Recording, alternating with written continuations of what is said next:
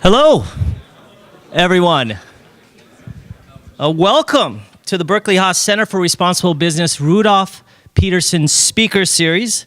The topic of today's discussion is carbon neutrality, achievability through collaboration. And I am Robert Strand. I have the privilege to be the Executive Director of the Center for Responsible Business here at Haas.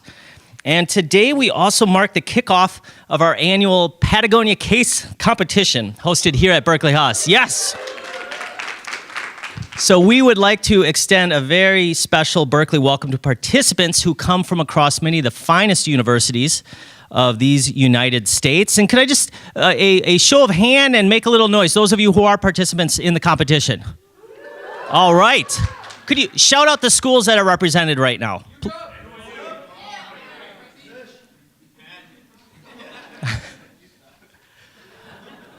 This is going to be good. This is going to be very good. I like this. And I'd also like to say welcome back home to our friends from Patagonia. And I say back home to Berkeley here because Patagonia is more Berkeley than Berkeley, I would argue. So you have a rightful place here at the University of California, Berkeley. Today's Peterson event is co-sponsored by the Berkeley Energy and Resources Collaborative, or BERC, and the Haas MBA Net Impact Chapter, and we thank you very much for your collaboration. Also, we highly value your input. You will be receiving evals to the email addresses that you signed up for this event with. Please respond to those. We take your input very seriously. Okay, today we're joined by senior leaders from Patagonia, from Salesforce, Cool Effect, the American Carbon Registry, and the University of California, Berkeley.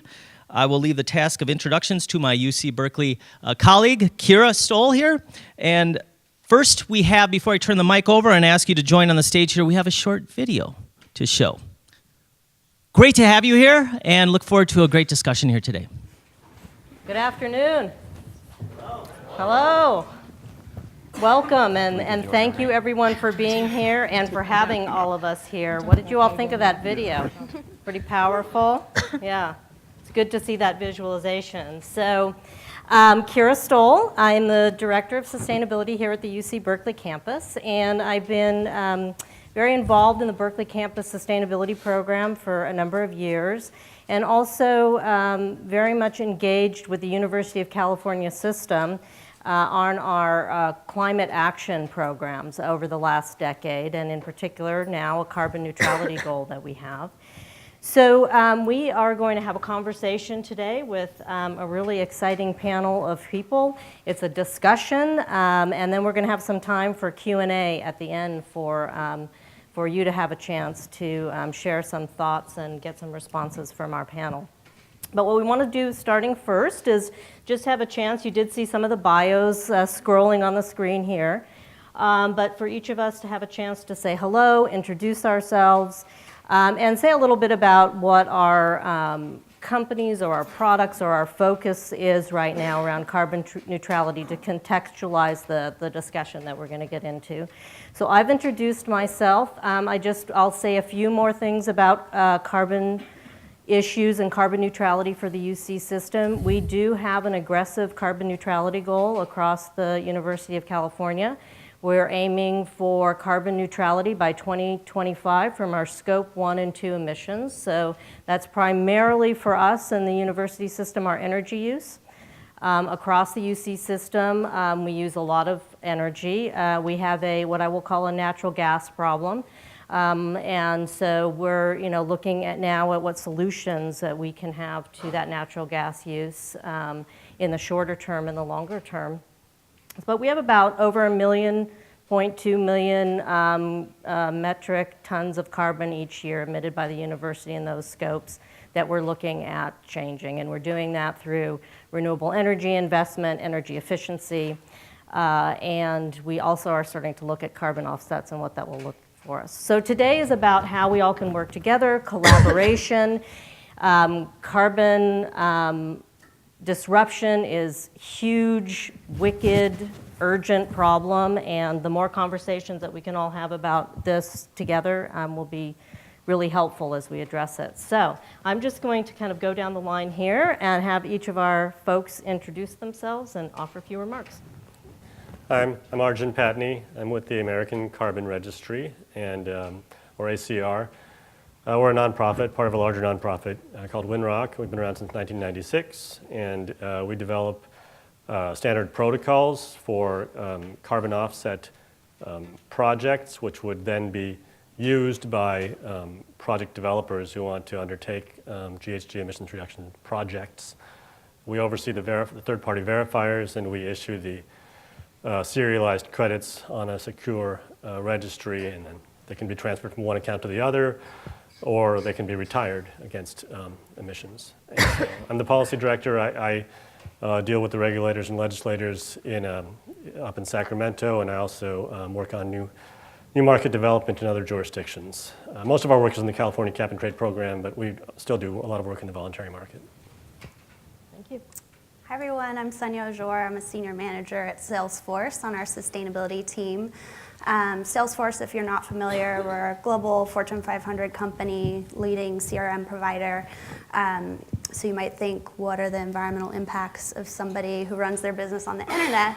Well, hopefully some of you know that data centers and supporting the internet are huge environmental impacts. So I'll get into the details later, but we have very similar goals actually to the UC system in terms of being a net zero scope 1 and 2 emissions company and having a carbon neutral platform. And we're also trying to get to 100% renewable energy for our global operations as quickly as we possibly can. On the team, I am kind of jack of all trades. I work on strategy, work on communications, stakeholder engagement, anything random that comes up for us. I'm your woman. Paul. Hey everybody, I'm Paul Hendricks. I work for Patagonia, maker of a lot of the vests and hats I see in the crowd right now. Good job. Yeah. I'm the manager of responsibility there, and I run a lot of our sustainability projects, and am part of a core team that's looking at developing and implementing our climate strategy.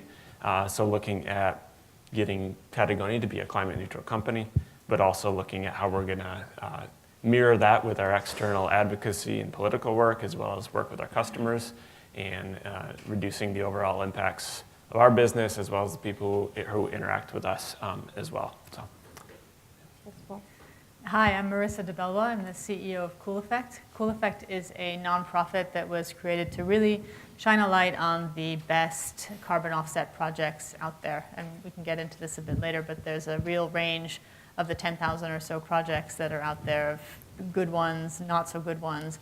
And so we as a nonprofit were created really to scientifically re-verify the science, look at the financials, and bring just together the best projects onto a platform that great companies like Salesforce and Patagonia, after they've done all the internal work of reducing their footprint, can then use to truly get to zero. Great. Well, thanks everybody, and we're going to kind of jump into questions. Marissa brought up a really important point. You know, each organization has its own mission, set of values, and operations that create emissions in different ways. And so while we can all look at the solution toolkit, and we all may be using that toolkit in some way, what we emphasize, what we do first, how quickly we do it, the mix can be very different in terms of activity. So we're going to get into a little bit of that discussion today.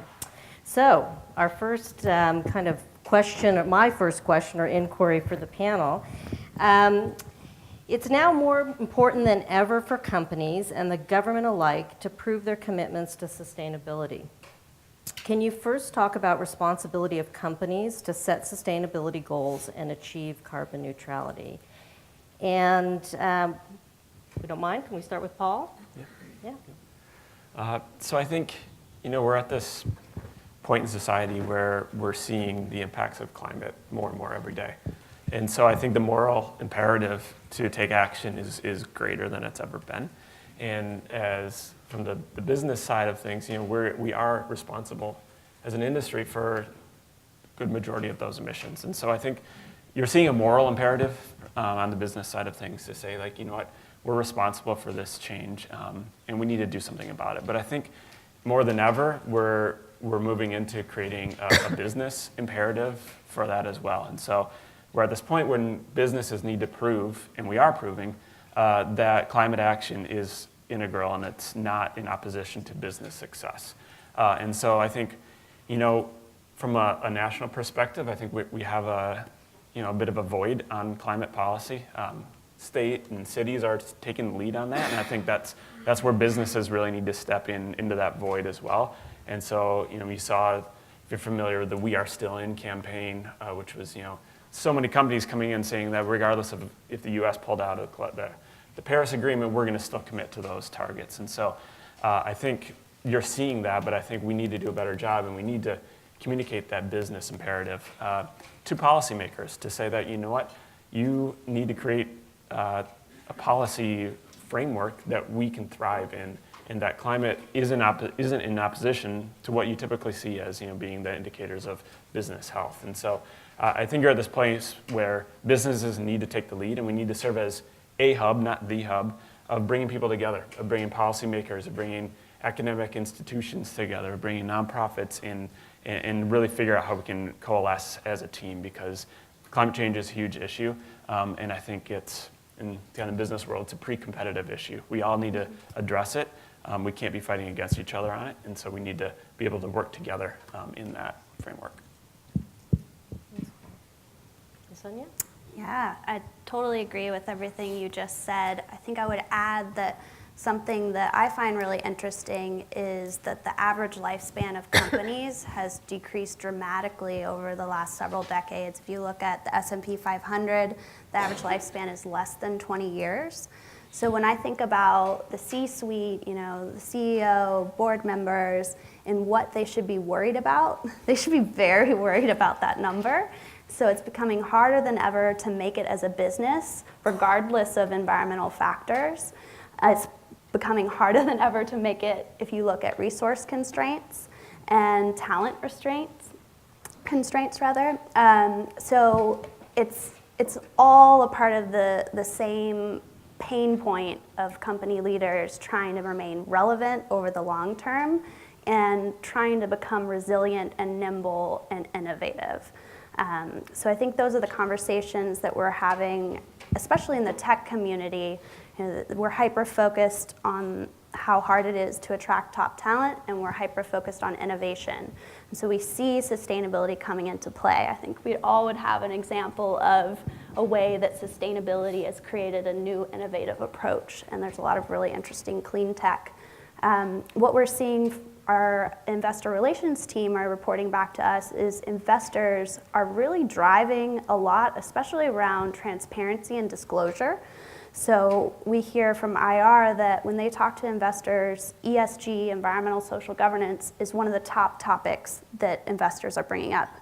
This was not true 30 years ago. So very encouraging. You see folks like the CEO of BlackRock sending a letter to all CEOs saying, hey, you need to focus on community, environment, employees, labor, things like that. And I think what I would say is that we as businesses need to be aware that climate and environment is not a siloed issue, it's a human issue, right? So again, we want to have customers in the long term, we want to have healthy, happy employees, we want to have thriving communities and economies. All these things are incredibly interconnected, and so I think the dialogue is shifting in that way, but not as quickly as I would like.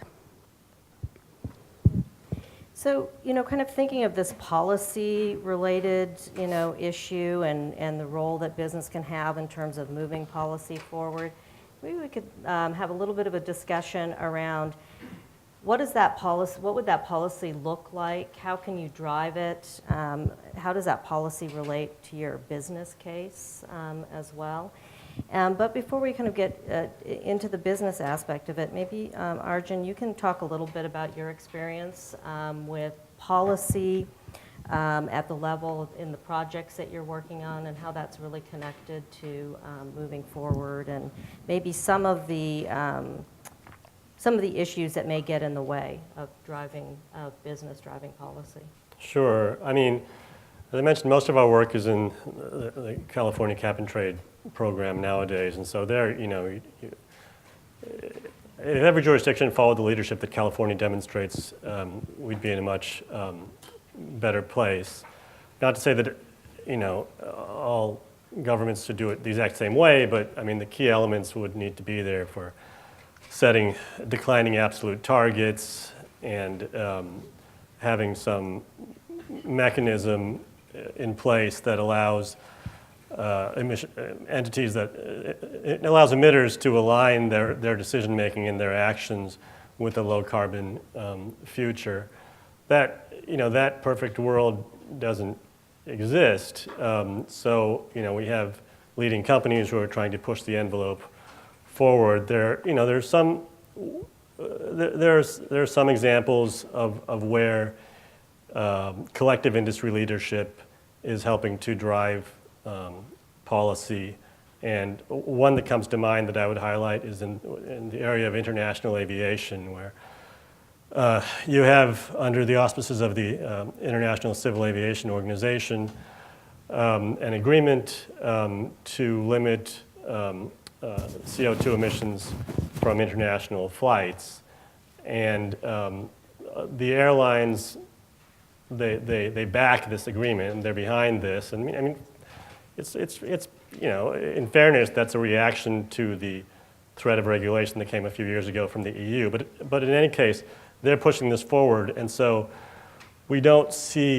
so far we don't see resistance from the federal government. In fact, we still see facilitation from the State Department, because it's industry saying that we want to do this, and so the policy is not being overturned and is being followed. So, yeah. Thank you.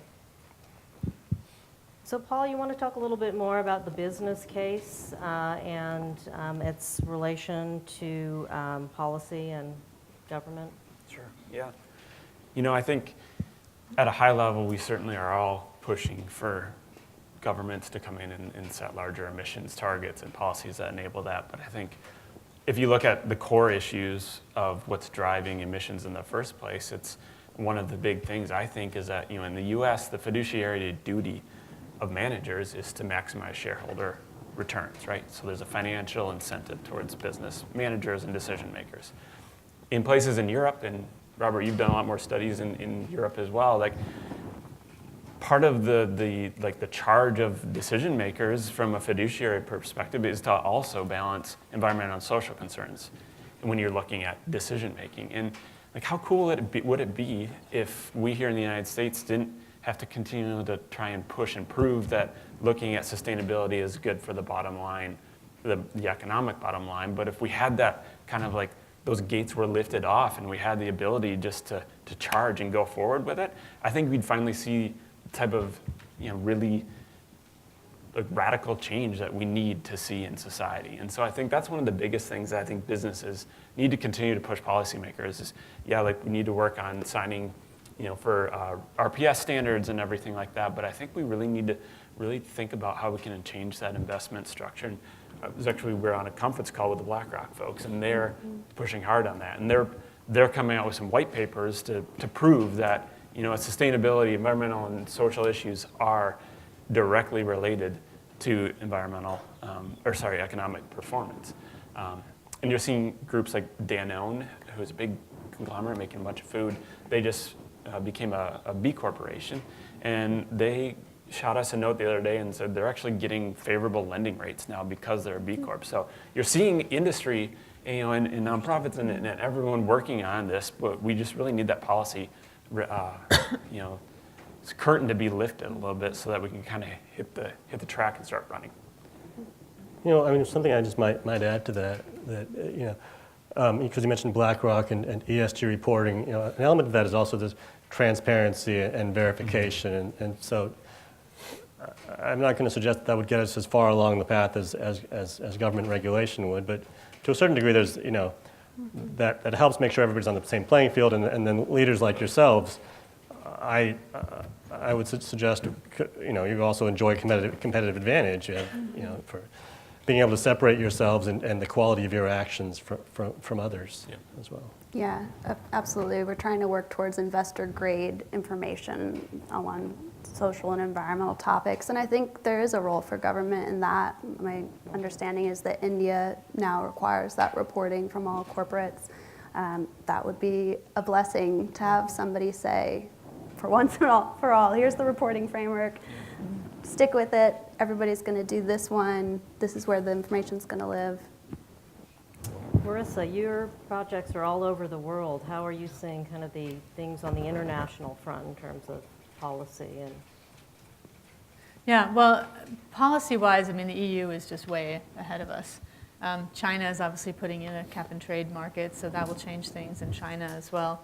Not a whole lot of other countries have that for various reasons, but there is an agreement under the UN where European, well, it's not just European, but mostly European countries can use offsets from developing countries as a way also to funnel funding to those countries. So yeah, I mean, policy is huge, and we would love to have it in the United States for a whole variety of reasons.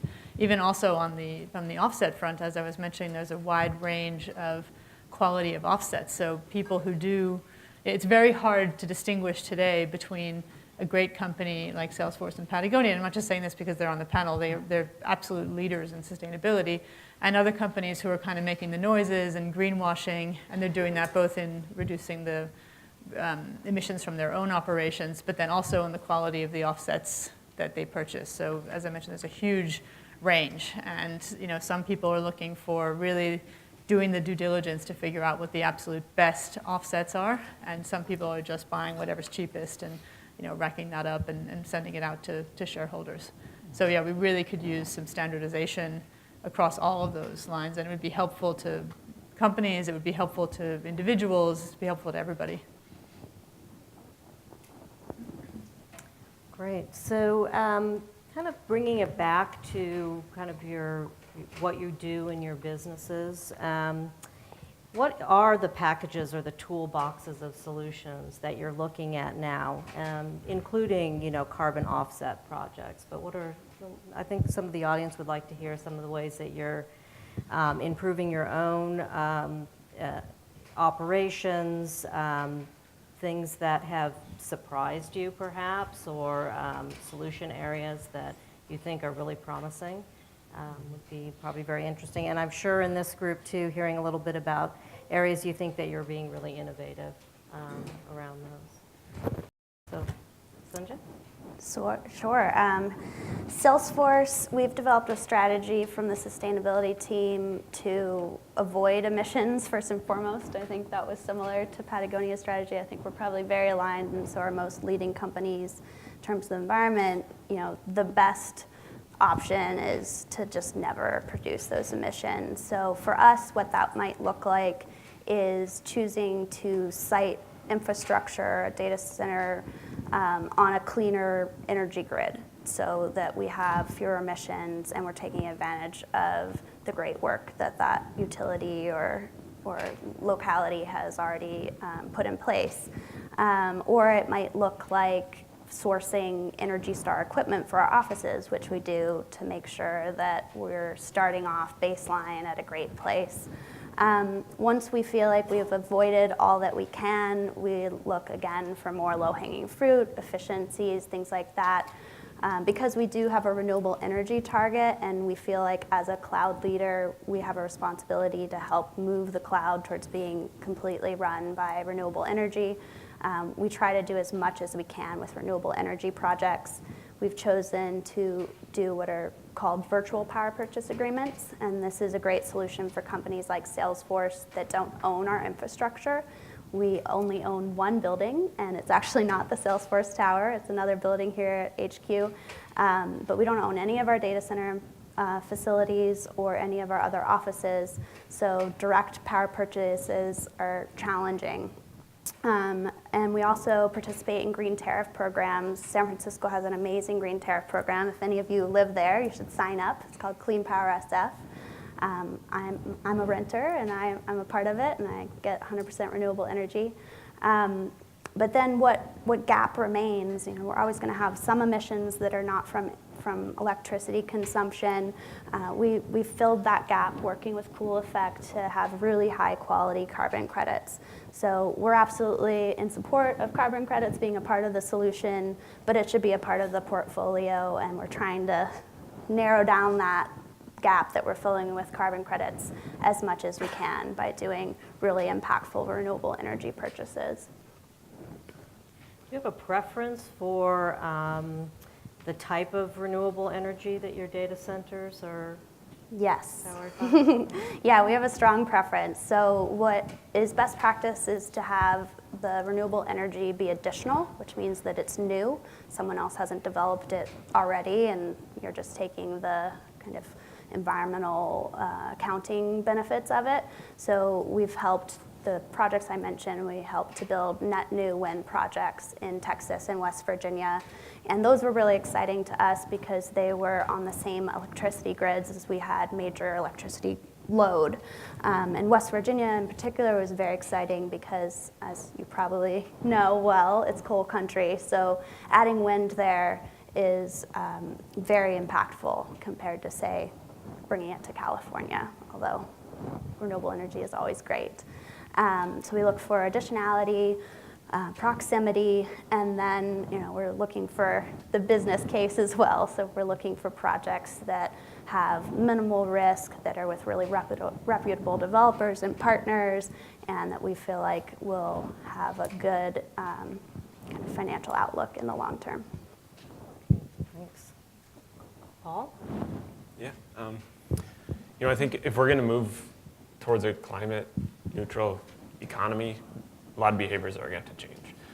And for us, Patagonia, similarly, we feel like we need to change our behavior first before we go out and try and change other behaviors from different mechanisms out there. So what we're doing is we're kind of looking at our carbon footprint, climate footprint. And if you read the case, which I hope you did if you're here. Otherwise, you're really smart. And you came up with really Otherwise, good leave right now. The majority of our greenhouse gas emissions come from our supply chain, and we have hundreds of suppliers who make thousands of products all over the world. And so to take ownership of that full value chain it's a behemoth of a project. But we can make strategic decisions, right? We can make material choices, which is, I think, our number one thing when we're looking at our supply chain.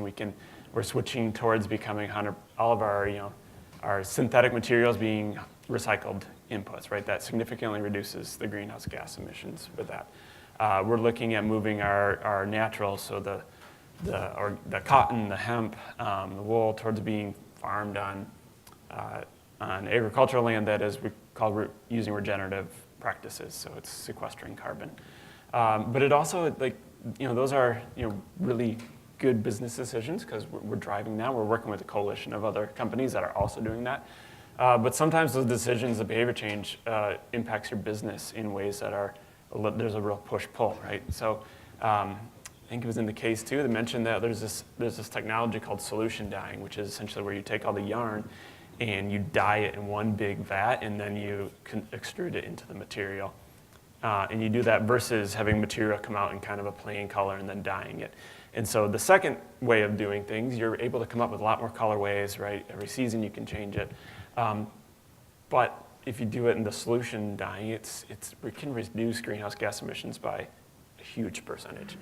But if we do that, that means we're going to be stuck with a lot of black jackets or a lot of blue jackets, right? And then you have this issue with consumption, and people want the new and best things. So what that means is that we change our business, but we also have to change the conversation we have with consumers, and to put responsibility on the consumers as well, to think about their products not as just a disposable thing, but to think about ownership and the story that lies behind it, and take responsibility, because a good portion of the life cycle of a garment lies within the consumption phase, and so there's that as well.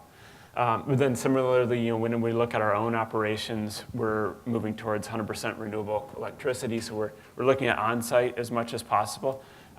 We have difficulty in a lot of the cases with that because our stores are, downtown San Francisco, downtown New York. We don't know the building, and so looking at potential off-site investments as well. And so there's a lot of tools in that toolbox.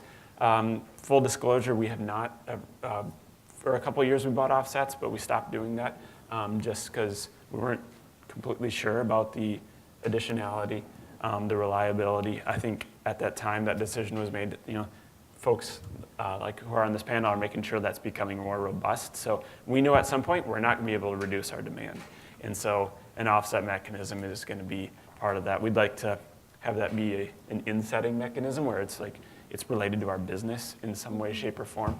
But we know we're going to have to get there at that point. But first and foremost, we want to change our behaviors in whatever way we can. And that involves having that conversation with our consumers and our suppliers. Because we've got really good suppliers who have solar panels on their factories. And so it's pushing that. It's pushing Nike and H&M and these other companies that we're in these factories with to think, hey, can we make some sort of investment together? Can we start working together? Because sustainability is, as I mentioned, it's pre-competitive. We want it to be pre-competitive. And so as much as we can push each other on that full kind of force going forward, that's where we're going to see change. You keep saying climate neutral. I think that's probably purposeful. Why are you using that term versus carbon neutral?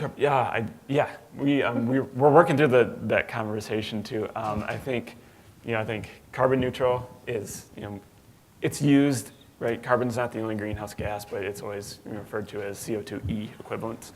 But I think we're starting to try and change it to climate neutral because climate is what we're trying to fix, and carbon is up to get to that. And so, and we're all carbon, right? Right, we're all carbon. Carbon's kind of vital for life. Exactly. Turns out. Exactly. Yeah. So I think we're trying to reframe our internal dialogue, and it changes all the time, as you know, to being a climate neutral. So that's what we're really trying to get to. So I know that Patagonia has a 2025 carbon or climate neutrality goal. Is that around the energy use?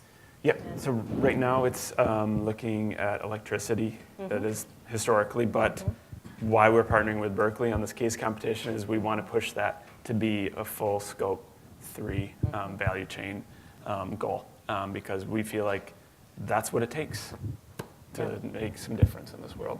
And 90% of our impacts are in the scope 3, and so we want to take ownership of that. So we're looking towards doing that, but we need a lot of help, and that's why we're partnering with the case competition. There's a couple students here in Robert's class who are helping us looking at investment mechanisms in other countries as well. So that's what we're doing. I mean, the more we have this discussion, the more I just keep thinking the collaboration and the solutions, they're going to have to come from many different areas. I mean, just thinking of doing renewable energy on site, even if we maximized everything we could do here at UC Berkeley in terms of solar PV on site here, it would be less than 1% of the electricity that we use every year. So our solutions are, what are we going to do with our energy systems, or who are we going to procure that energy from, or can we partner on developments that offer more renewable energy into our system? So there's so many layers to it. Energy, you often think you have more, you can often have more control over, but when you get into these scope 3 related emissions, the tentacles get much deeper and broader. So, and I think maybe this would be a good one for everyone, this idea around behavior change or behavior, or, what we're doing, or the choices that we make that Paul really described so well. You have to, that behavior has to happen externally, but can you talk a little bit in your own organizations? I mean, how are you getting people internally to really kind of think that way, and then start thinking about how they're doing their part of the practice to get there. I'm going to start with Marissa. I know that probably most people in your organization are very focused on this, but I'm sure there's some very interesting conversations about. I mean, at Cool Effect, we're as green can be. So that's not so much the behavior change. Of course, there are definitely everybody has their own way of reducing his or her footprint, right? I mean, we have vegans or some people who are violently against the idea of being vegan, and we actually have the carbon footprint of pretty much everything. So, we have these arguments of, well, that's only a cup, 2 tons a year versus, you're flying over there and that's another 2. So, that's a little bit esoteric probably for most people, But so Cool Effect actually started out as a platform for individuals. What we wanted to do was create a movement among Americans, and even more specifically, the Americans, the 145 million Americans who already believe in climate change. And I always say that, but I hate saying it because you can't believe in climate change, right? It's a fact, anyway. But who already understand that climate change is happening and that we're causing it. And we wanted to get all those people and give them something more they can do. So, and why did we target those people? We targeted them because we don't want people to just offset, live their normal lifestyle and then just offset it and feel good about it. We wanted to target people who already are thinking about this, wanting to do this, and they want to do more. And whether that's offsetting the rest of their footprint or whether it's just simply contributing to one of these great projects around the world that are verifiably reducing carbon emissions, either one. But it's been taken a lot of message testing and kind of a lot of struggling to get people to understand, about the behavior change and also about the need to do more beyond the behavior change. And so we've gone through a whole bunch of different campaigns. You saw the video that we just showed, and that's it's called the "You Produce It, You Can Reduce It" campaign. And there, we took this camera that you saw, the FLIR camera, and actually showed carbon, because that's the big problem, right? I mean, we're all, at least in this room, a little bit afraid of climate change. We all are, know it's happening, don't know exactly what the solution is going to be. But the biggest problem is you can't actually see it. It seems sort of esoteric, it seems long-term. And so it's, we're trying to kind of bring it home to people to really make it real. And we've done a whole bunch of different things with varying degrees of success to try to convince people to change their behaviors. One was we did last holiday season, we did a snowman campaign. We filmed a mockumentary about saving our snowmen migrating to Canada. Check it out, it's really good. It's very cute. To a snowman sanctuary. And just getting this idea of, look, this is happening, this is our problem, and we all need to do it. And similarly on the company side too, I mean, since we started out with this real, we're a nonprofit, so we're not out there trying to sell offsets to anybody. We really want to only work with people who have already done everything they already can. And so, when we wound up working with a whole range of partners, we started with individuals, we now work with Salesforce, and we kind of work with everybody in between. We were an action partner for an inconvenient sequel, which I imagine many of you saw. We're partnered with the March for Science. We work with small businesses. We work with, just really, giant organizations. But it's really, we've had to make some hard calls over the years about who we want to work with, because we don't want to work with somebody who just wants to buy offsets as a panacea. And actually, those people don't really necessarily even care whether they're buying good quality offsets or whether they're just buying the cheap offsets. So it's been really interesting. But I'd say behavior change is really, really hard. We were at Dreamforce last year, I guess, with a carbon mirror using the same FLIR technology. People could come up and stand in front of the mirror and see the carbon, coming out of them. And granted, the carbon that we're breathing in this room is not really a major factor in climate change, but it just brings it home in a way that, it's you and you and you and you and me and all of us. And it's not, we can't just wait for the administration, or even to a certain extent, we can't wait for great businesses to do something. We all have to do something, and we have to do it now.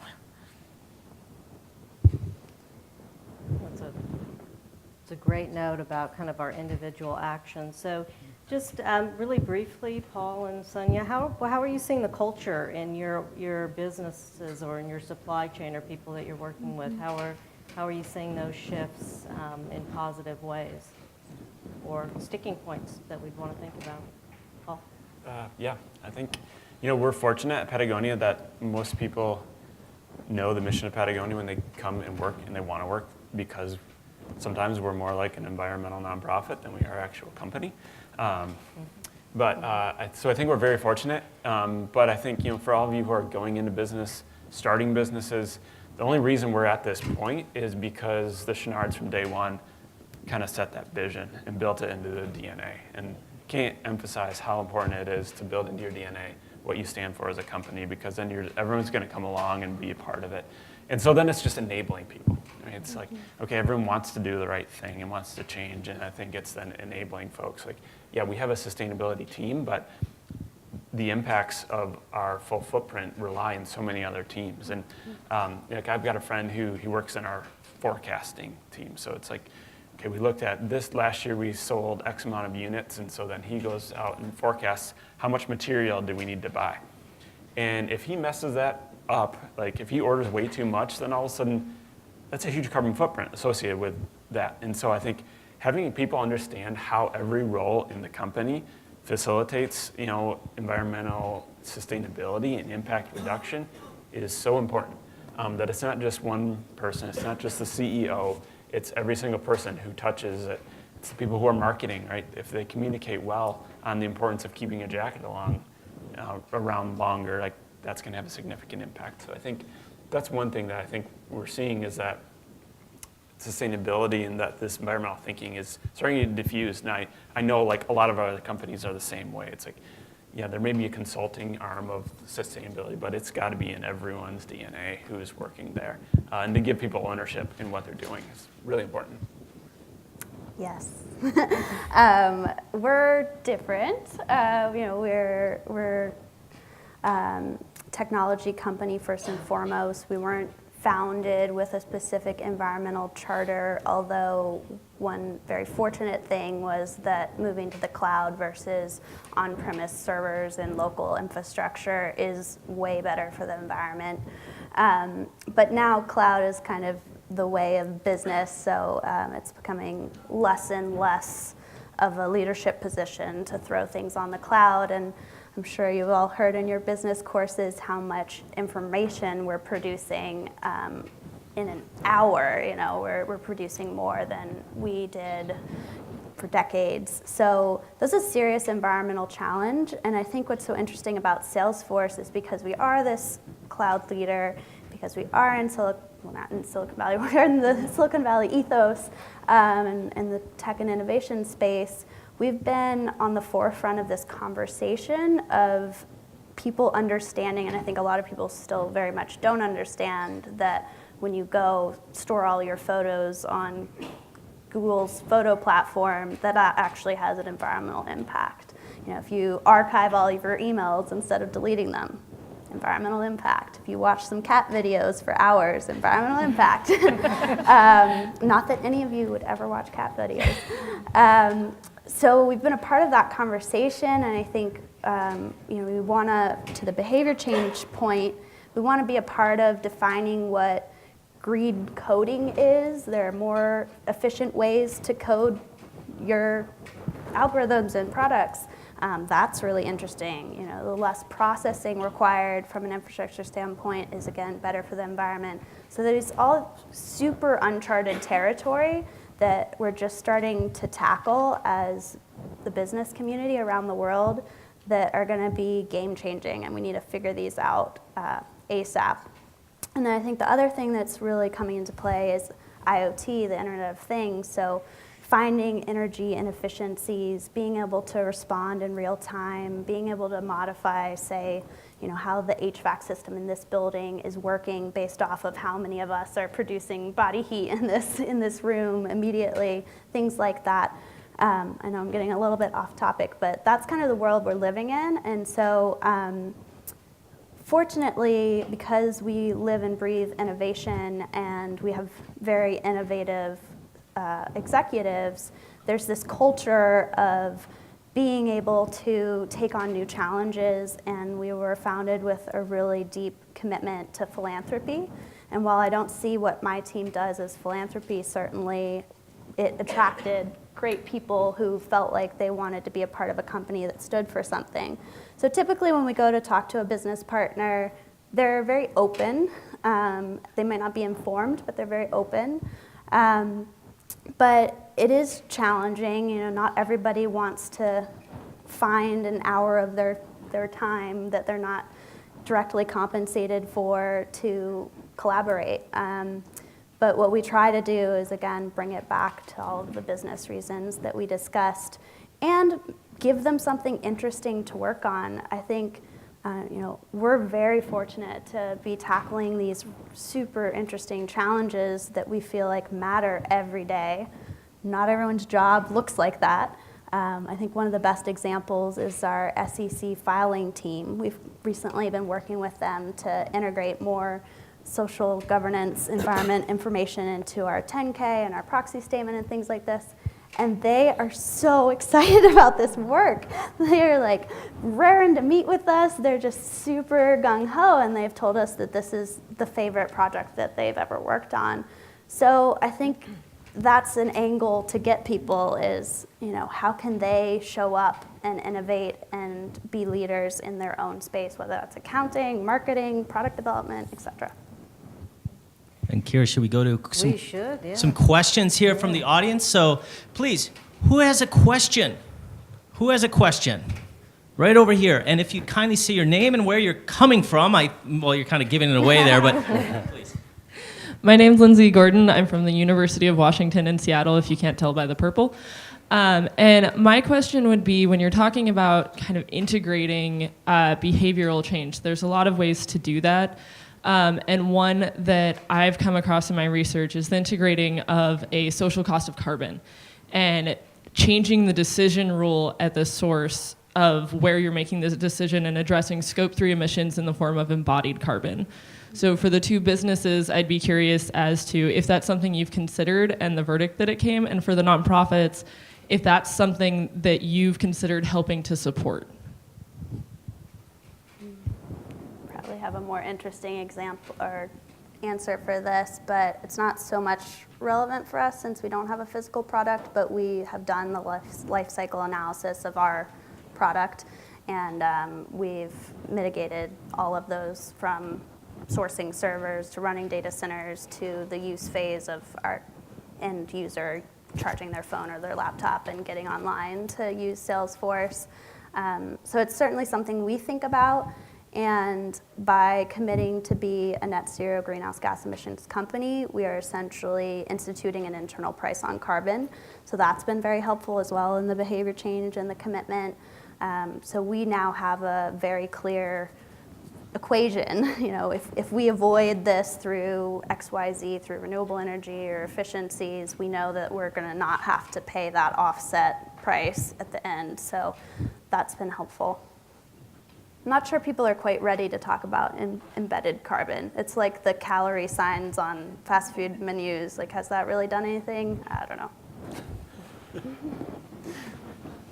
know. It's definitely a hot topic at Patagonia, and talk about the social cost of carbon and what that looks like, and how we, perform life cycle cost analysis and building that into the what is the actual cost of these things. So I would say we haven't. We've been kicking around, and if later on Rick Ridgway is going to talk at the case thing, and he and I have worked on this internal carbon tax idea and trying to find the right way to fit it in to your company. So I would say it's definitely it's a hot topic for sure. One thing if I can kind of build off that to ask a couple of folks up here, is that what is always interesting is, so was the EPA's social cost of carbon say $40 a ton, right? Is that what it is? And so I'm always interested in how you all come up with pricing offsets that may be less than that, and what that, does that create change within business? And so the two offset folks up here, what's the dialogue on pricing your offset mechanisms? Yeah, well, just quickly on the social cost of carbon price or a carbon tax, we want to sort of take ourselves out of business, right? This is, the whole point of this is not so we can sell offsets. The whole point of this is to integrate a cost of carbon into individuals' lives, businesses' lives, the government, et cetera.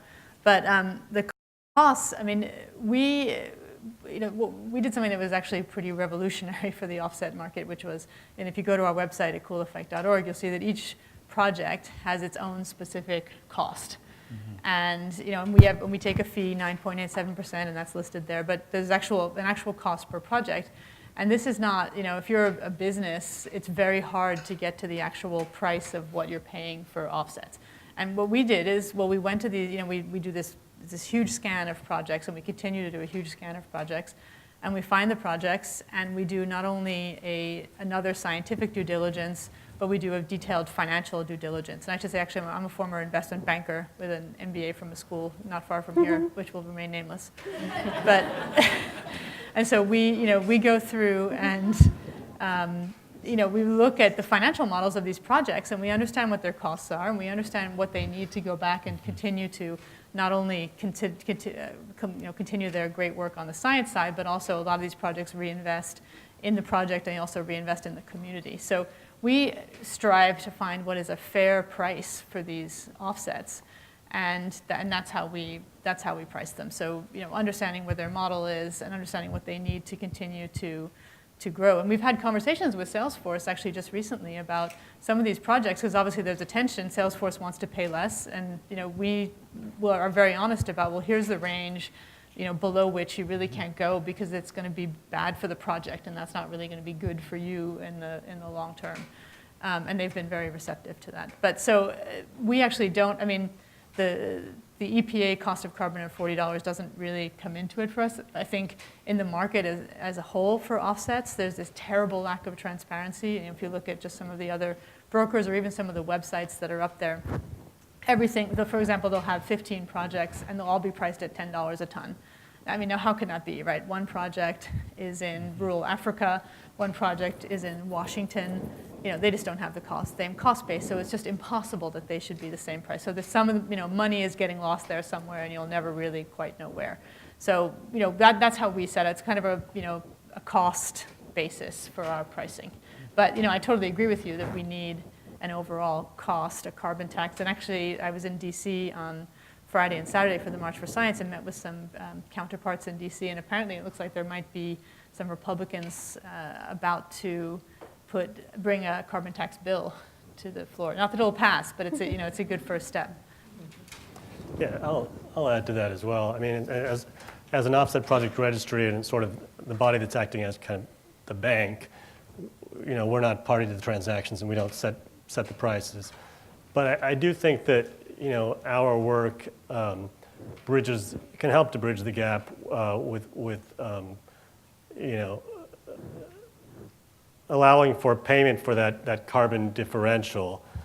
We talked about the tension in business decisions, and if there were a cost of carbon attached to everything we do, then we would obviously align all of our decisions with that. And in some cases, a carbon offset can help move the decision in the right direction. One example that comes to mind is in the natural gas industry, and you have these facilities with these high bleed valves that have to give off, there's some pressure, I guess, and they have to release a lot of methane, which is about 80 times more potent than CO2 as a greenhouse gas. And there are low bleed pneumatic valves available. It's not an expensive retrofit. It dramatically reduces the emissions, but by and large that hasn't been done, because it costs something for the companies to go out there and make these changes. And if they happen to be out of the facility, then I guess they would make the upgrades. But a lot of these things haven't been upgraded because the payback period is probably too long. It's not a priority for the company. We have an offset protocol that incentivizes that. Since it's not common practice, it goes beyond business as usual. And so, insofar as folks are willing to pay for that pay a differential there, then it can help to incentivize that action. Is that the way the world should work? Should companies not take the responsibility and pay more than charge their customers more for the product? Because that's the right thing to do. That probably is the way the world should work. Maybe we should have laws about that. But lacking those things, an offset can help to bridge the gap and move business decisions in the right direction. We have time for just one brief question here. Hi, my name is Parker Garrett, and I'm a student athlete here, and I'm in the Haas School of Business. I'm a senior. So I was wondering, you mentioned about companies, trying to become more sustainable, whether getting their B Corp certification, but that aren't naturally companies that have sustainability in their DNA. And so with that, an element of greenwashing could kind of occur inevitably. So I was wondering some ways that companies could kind of combat that. On the one hand, they're trying to be more sustainable, but on the other hand, they're kind of just doing it to benefit their bottom line. So maybe some ways companies could work to combat that don't actually have this built into their DNA or mission statement. I mean, I combat that every day because I run our communications. So while we have world-class marketers and PR partners, and I love them to death, they are not familiar with what terminology is accurate or what might suggest greenwashing to constituents. So I'm often in the role of saying, love that sentence and how you edited it, but bring it back to the original because there was a really important reason that we said this versus this. I think it's tough. I think the NGO community and the transparency and comparability of data and all of that are working in the right direction because there is a ton of confusion out there about what different terms mean, and obviously there are a million different labels from a product perspective, food, etc. Some are meaningful, some are not. So we're getting there, and I think naturally over time the noise will kind of weed itself out. But I'd say probably more effective than the companies themselves are folks like Greenpeace and other environmental NGOs who have a habit of calling you out if you are saying things that are not quite true. So we really appreciate those organizations. And with that, we must come to a close here. So just 2 quick points here before we thank our wonderful panelists and moderator. One is everything is compostable that was here, so please put those in the green bins. The second thing is Sonia's message here, no, we will not take your cat videos away in the name of climate neutrality. So let's not leave the room with that message whatsoever. And third here, please, everyone, thank you so very much. A warm thank you.